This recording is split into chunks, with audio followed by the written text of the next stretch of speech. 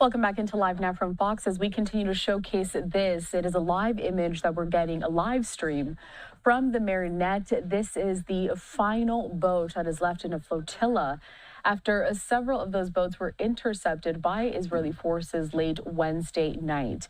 Now, for a full breakdown and everything that we saw, I do want to get to a report here, courtesy of Fox News, in which they have the moments that some of those vessels were intercepted and also reaction from both sides of the aisle, including the activists that are on those boats, but also Israeli forces that intercepted.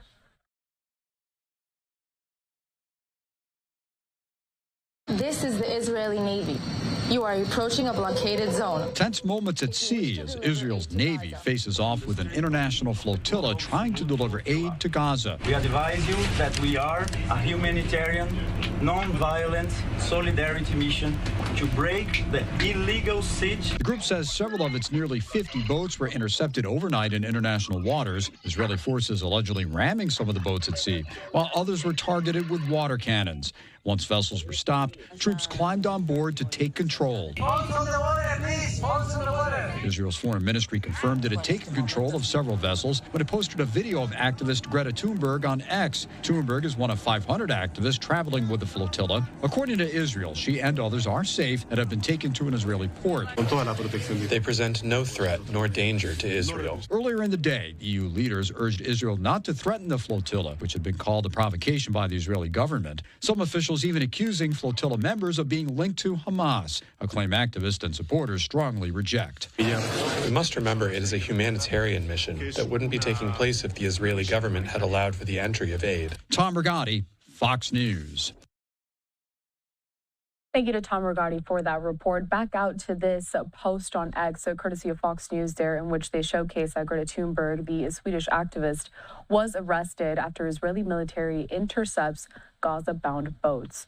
We have several live images that we have continued to show you here at Live Now from Fox regarding this entire situation. I want to bring 3 of those live looks on your screen right now. So you do see that that live stream is still going, the Marinette, saying that still sailing strong, and also it is the final boat remaining after several others were intercepted by Israeli forces. On the top right-hand side of your screen, another live look there in Madrid, Spain, as protesters continue to take to the streets because of the actions that have happened throughout the last several hours. And then on the bottom right-hand side of your screen, we do have the live image over in Rome, Italy, where protests also happening in that country. Now, we have seen that several of these attacks, at least the flotilla has reported that it has faced several issues on its way to Gaza to try to break that Israeli blockade and bring that humanitarian aid to Palestinians that are still held there in Gaza.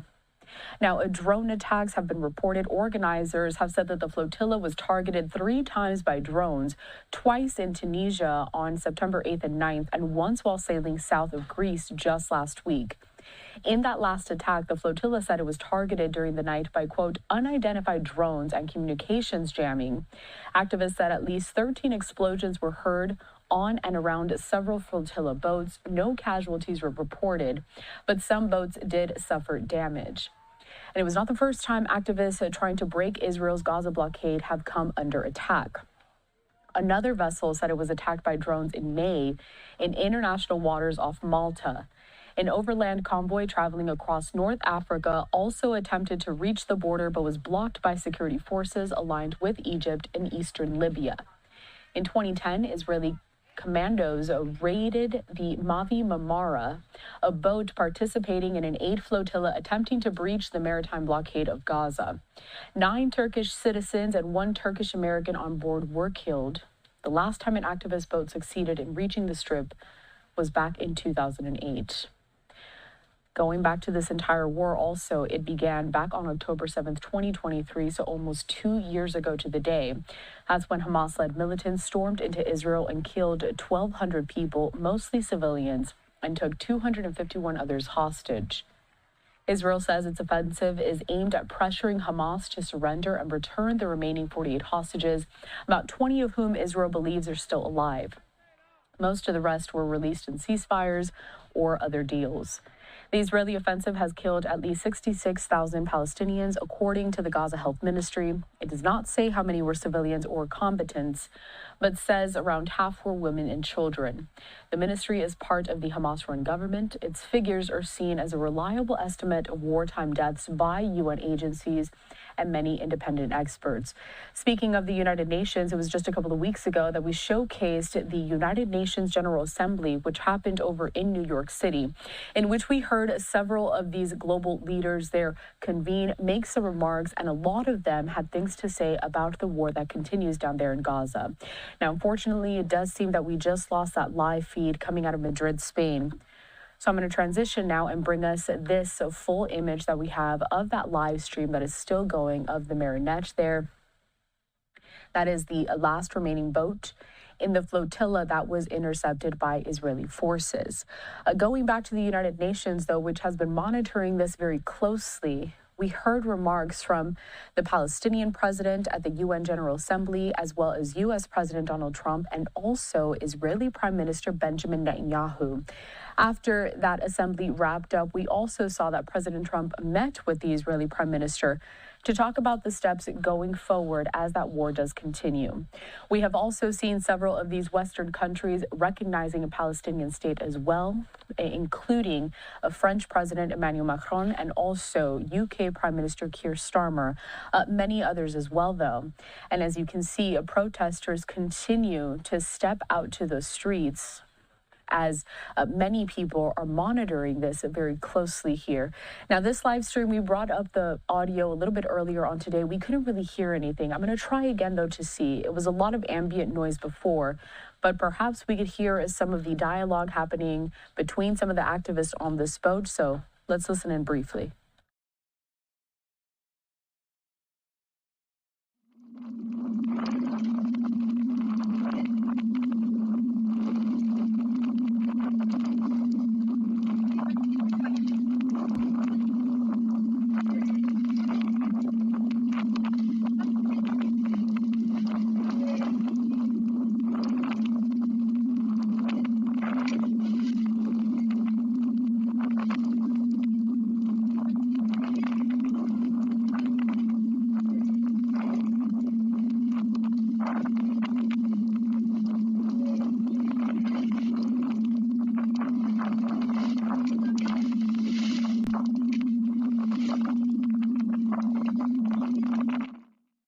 So as you can see, still not much sound coming from this live stream of that flotilla that is still going there, trying to get humanitarian aid to Gaza. I want to move back to some more of those live images, though, here on your screen. This one being, well, the biggest one being that live stream of that last boat. And then up on the right-hand side of your screen, it's a different live look that we haven't been showcasing just yet. This is over in Cyprus. This is at a port where a vessel that was part of the Gaza flotilla had arrived after avoiding interception by Israeli authorities. And then we continue to have that live image down there over in Rome, Italy, as hundreds, if not thousands of protesters still out there on the streets protesting against the detainment of several of those activists that were part of that flotilla. So I just want to remind everyone that we are monitoring this very closely. This is happening live right now. We are watching it in real time with everyone else here, and we are continuing to get several of those images. I want to get some more context, though, on some of these negotiations and some of the talks between President Trump and the Israeli Prime Minister. So the White House has said that President Trump has a, quote, red line for deciding Hamas isn't serious about his latest peace plan. The president, however, will not say what that is. Fox News correspondent Jackie Heinrich has more from the White House.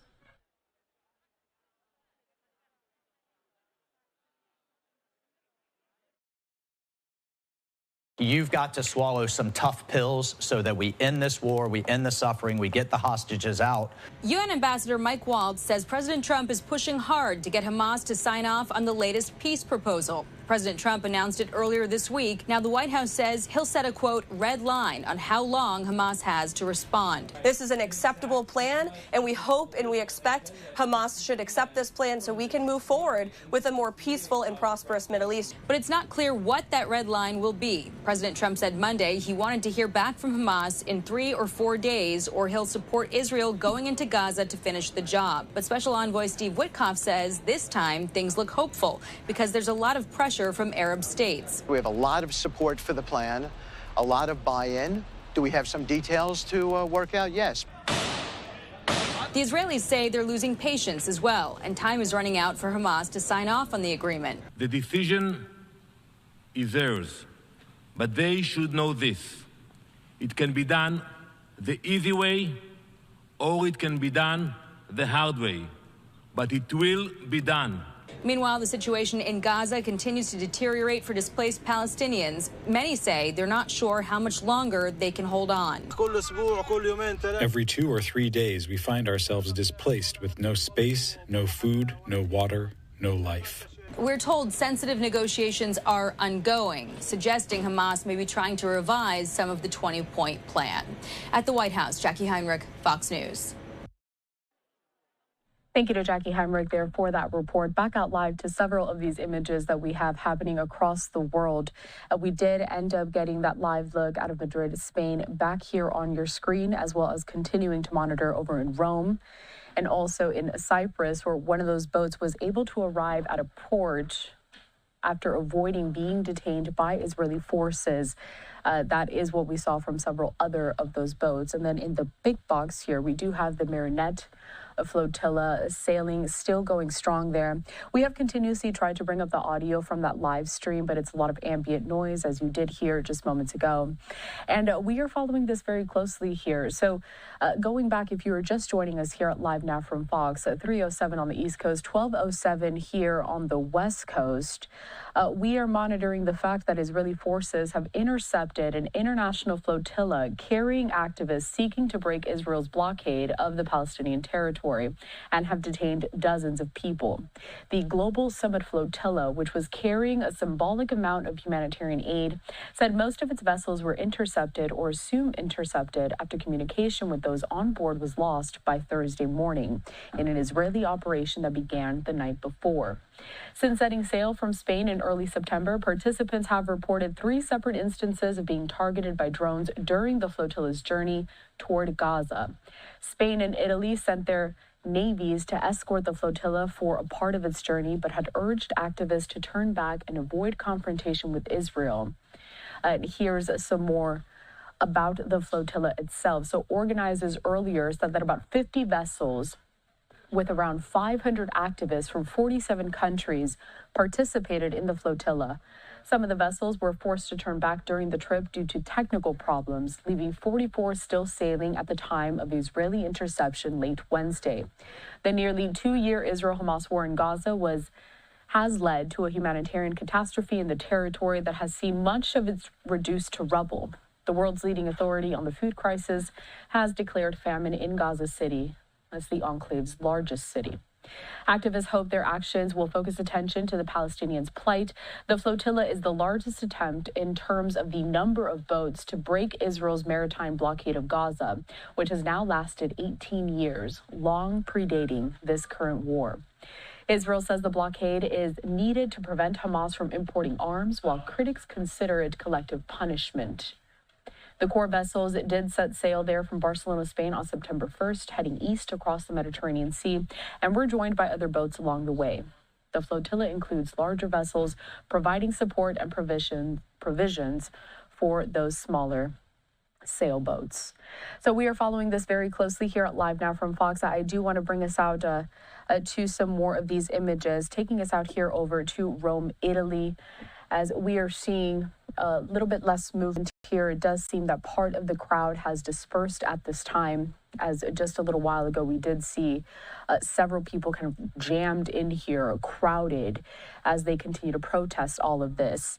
And then we also have this live images coming out of Madrid, Spain. Also, several of those protesters marching to the streets there, protesting that flotilla and its detainment.